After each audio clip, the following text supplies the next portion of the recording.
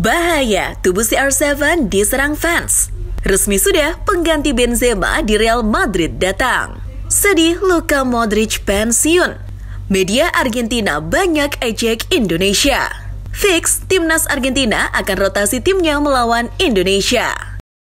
Halo football lovers, kembali lagi di Starting 11 News. Seperti biasa, kami akan terus menyajikan informasi seputar dunia sepak bola spesial untuk Anda.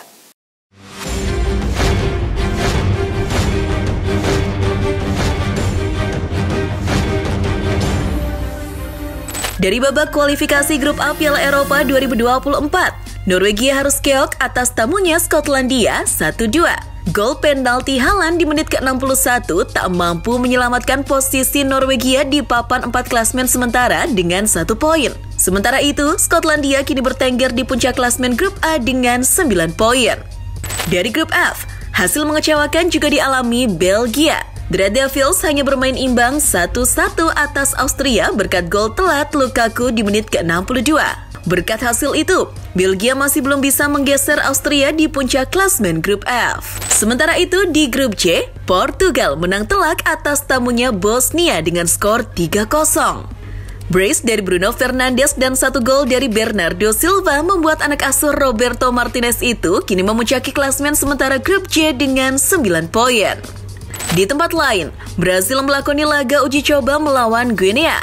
Selecao menang telak 4-1 lewat gol pemain debutan asal Newcastle, Joelinton, serta 3 gol yang diborong pemain Real Madrid yakni Rodrigo, Militao, dan juga Vinicius.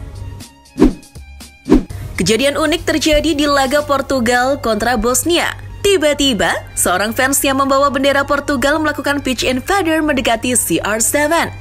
Sontak, fans tersebut memeluk dan mengangkat tubuh CR7. Tindakan berbahaya itu ditanggapi dengan santai oleh Ronaldo. Ia malah tersenyum dan bahkan melakukan selebrasi siu ikoniknya itu bersama fans tersebut. Hal menarik juga terlihat ketika Brasil kontra Guinea di laga persahabatan. Terlihat timnas Brasil mengenakan jersey berwarna hitam untuk pertama kalinya dalam sejarah mereka. Hal itu sengaja dilakukan untuk mengambil pesan melawan rasisme. Pasalnya, selama ini pemainnya Vinicius Junior sering terkena tindakan rasisme. Namun uniknya, jersey hitam itu hanya digunakan di babak pertama saja. Karena di babak kedua mereka kembali ke jersey kuningnya. Akhirnya, Real Madrid sudah kedatangan pengganti Benzema. Ya, ia adalah Joselu. Mantan striker Espanyol berusia 33 tahun tersebut sudah resmi bergabung dengan El Real dengan status pinjaman hingga 2024. Biaya pinjamannya mencapai 500.000 euro. Klausul pembeliannya yakni sekitar 1,5 juta euro. Namun, El Real tak wajib menebus klausulnya itu. Daftar peserta La Liga musim depan akhirnya lengkap sudah.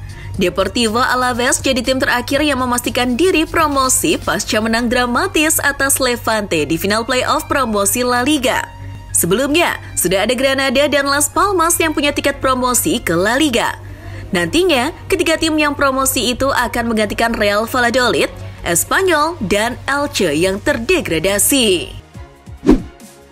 Final UEFA Nations League 2022-2023 akan menjadi krusial dalam menentukan masa depan Luka Modric bersama Kroasia. Apakah ia akan pensiun atau tidak? Namun besar kemungkinan jika ia dipaksakan untuk membela Kroasia jika lolos ke Euro 2024, di mana itu akan menjadi turnamen terakhirnya bersama Kroasia. Modric kini akan mencatatkan penampilan ke-166-nya saat Kroasia menghadapi Spanyol di final UEFA Nations League.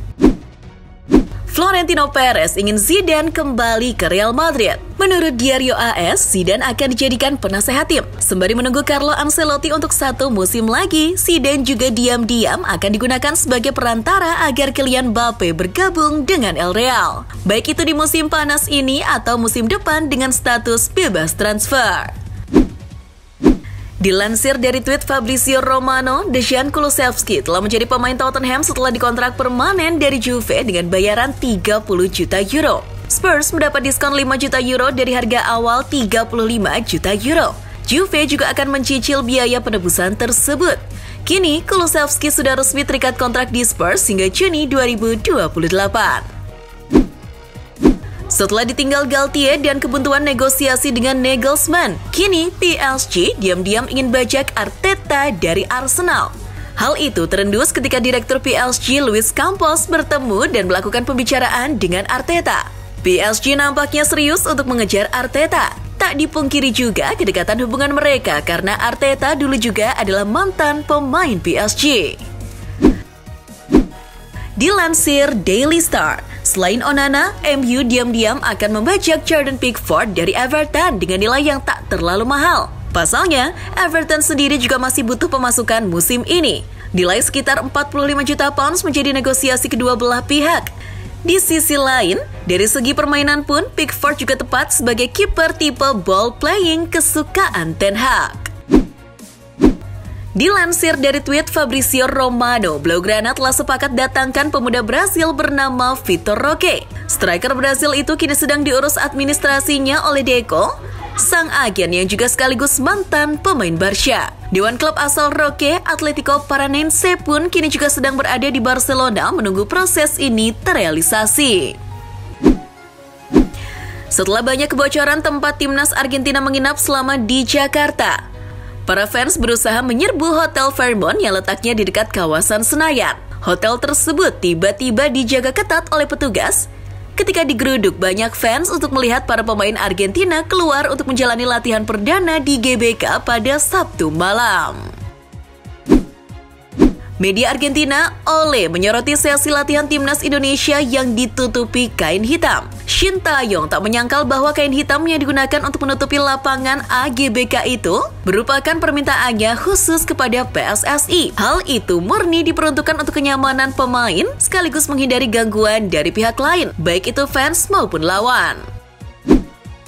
Dibayar mahal dan sudah mengecewakan karena datang tanpa Messi, Argentina malah bikin ulah lagi ketika beri sindiran pedas kepada kondisi Indonesia. Media Argentina bernama Solplay 91.5 mengatakan bahwa kota yang akan jadi pertandingan mereka yakni Jakarta adalah kota yang akan segera tenggelam. Tak hanya itu, media asal Argentina lainnya, Ole, juga mengejek timnas Indonesia karena hanya pernah tampil sekali di Piala Dunia. Itu pun sudah lama, yakni tahun 1938. Timnas Argentina dilaporkan menjalani latihan selama 3 jam lebih di GBK pada Sabtu malam. Berdasarkan pantauan MNC Portal Indonesia (MPI), Julian Alvarez dan kolega tiba di GBK untuk mulai latihan sejak pukul 18.25 waktu Indonesia Barat hingga pukul 21.32 waktu Indonesia Barat. Lamanya pasukan Lionel Scaloni itu latihan membuat banyak pihak bertanya-tanya, apakah Argentina menyiapkan strategi khusus untuk hadapi timnas Indonesia? Jurnalis Argentina Gaston Edul mengkonfirmasi lewat akun Twitternya bahwa Lionel Scaloni bakal melakukan rotasi pemainnya jelang melawan timnas Indonesia. Dikatakan juga pemain muda mereka yakni Julian Alvarez dan Alejandro Garnacho akan jadi starter. Scaloni akan membuat beberapa perubahan setelah melawan Australia. Setidaknya setengah tim akan dirotasi melawan Indonesia, kata Gaston Edul. Berbagai kalangan memprediksi Lionel Messi akan kembali angkat bola emas atau Ballon d'Or di edisi kali ini setelah mewujudkan mimpinya memenangkan Piala Dunia 2022. Kendati demikian, Messi kepada Titan Sport menegaskan bahwa Ballon d'Or sudah tak lagi penting bagi karirnya. Penghargaan pribadi itu ditekankan Messi tak lagi jadi prioritas dalam hidupnya. Raihan Piala Dunia sudah lebih dari cukup untuk membuatnya bahagia. Timothy Castagne dapat kembali ke Serie A untuk Juventus karena mereka sedang dalam negosiasi dengan Leicester City untuk mantan pemain sayap Atalanta tersebut. Menurut pakar transfer Sky Sport Italia Gianluca Di Marzio, pembicaraan sedang berlangsung dan baik pemain maupun pelatih Max Allegri telah memberikan persetujuannya. Masalahnya sekarang adalah mencapai kesepakatan tentang biaya transfer. Dilaporkan bahwa Leicester meminta sekitar 15 juta euro untuk menjual Castagne. Menurut kabar dari BBC, gelandang asal Jerman Mahmoud Dahoud resmi pindah dari Borussia Dortmund ke Brighton and Hove Albion. Dia sepakat menandatangani kontrak selama 4 tahun. Dengan demikian, Mahmoud Dahoud tercatat jadi rekrutan ketiga The Seagulls. Sebelumnya, ada 2 pemain lain yang juga direkrut Brighton, yakni João Pedro dari Watford dan James Milner dari Liverpool. Dikutip Football Italia, AC Milan memiliki pesaing baru untuk mendapatkan tanda tangan Marcus Thuram. Seperti halnya Paris Saint-Germain, Thuram kini juga dikejar oleh klub Bundesliga, yakni RB Leipzig. RB Leipzig dilaporkan siap membayar biaya penandatanganan sebesar 10 juta euro. Nominal itu lebih banyak daripada yang ditawarkan Milan dan PSG, dengan keduanya memberikan penawaran tidak lebih dari 6 juta euro saja. Meski ada tawaran untuk bergabung kembali ke Real Betis, Dani Ceballos tampaknya tak berminat. Menurut Football Espana, Ceballos telah memberitahu Real Madrid bahwa dia siap menerima tawaran kontrak 3 tahun dan akan menandatangani perjanjian sekembalinya dari final UEFA Nations League. Carlo Ancelotti bersedia mempertahankan Ceballos, tetapi dia bisa dijual dalam 12 bulan ke depan jika dia semakin frustasi dan Los Blancos ingin mendatangkan dana. Kasus dugaan pemerkosaan dan kekerasan tak membuat Mason Greenwood tersingkir dari Manchester United. Dalam situs resminya, MU merilis daftar pemain yang dipertahankan jelang musim 2023-2024 bergulir. Nama Mason Greenwood muncul sebagai salah satu yang bertahan di Old Trafford. Greenwood memang masih terikat kontrak di Setan Merah. Pemain berusia 21 tahun itu masih punya ikatan sampai 2025.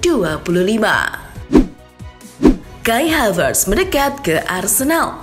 Havertz secara personal sudah memberikan persetujuan dan kini Arsenal tinggal menegosiasikan harga dengan Chelsea. Namun peluang bagus mendapatkan Havertz ini tak disambut positif oleh mantan gelandang Arsenal, Ray Parlour. Buat Parlour, yang dibutuhkan tim saat ini lebih ke seorang penyerang murni dan secara spesifik menyebut Ivan Toney. Kalau Anda Arsenal, Anda butuh pencetak gol murni. Mereka punya opsi pola permainan di belakang penyerang, tapi butuh seseorang untuk menjeploskan bola ke dalam gawang. Era baru Chelsea di bawah asuhan Mauricio Pochettino telah dimulai. Mereka memulainya dengan membuang hingga 13 pemain saat klub melakukan usaha bersih-bersih skuad jelang musim depan. Itu sebagai tindak lanjut dari keputusan klub untuk mengembalikan para pemain dari masa pinjamannya, seperti Joe Felix yang dikembalikan ke Atletico Madrid dan Denis Zakaria yang dipulangkan ke Juventus. Selain itu, Chelsea juga melepas rekrutan gagal Timo Bakayoko dan sejumlah para pemain dari akademi. Pecinta sepak bola Indonesia kecewa karena Lionel Messi tak ikut berangkat ke Jakarta. Netizen Indonesia lantas membandingkannya dengan sosok Cristiano Ronaldo. Mereka berpikir mega bintang asal Portugal itu lebih layak menyandang GOAT. Apalagi setelah pemain berusia 38 tahun itu beberapa kali mengunjungi Indonesia tanpa ada agenda khusus. Netizen lantas mengatakan bahwa Messi terlalu sombong, berbeda dengan Ronaldo yang disebutnya rendah hati.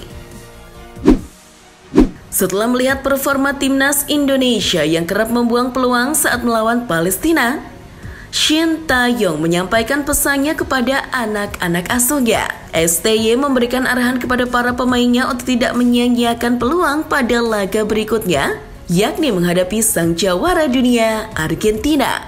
Kedepannya kalau kami dapat peluang yang baik, pasti kami bisa memanfaatkan dengan baik. Itulah informasi seputar dunia sepak bola spesial dari Starting 11 News. Jangan lupa untuk like, share, dan subscribe. See ya!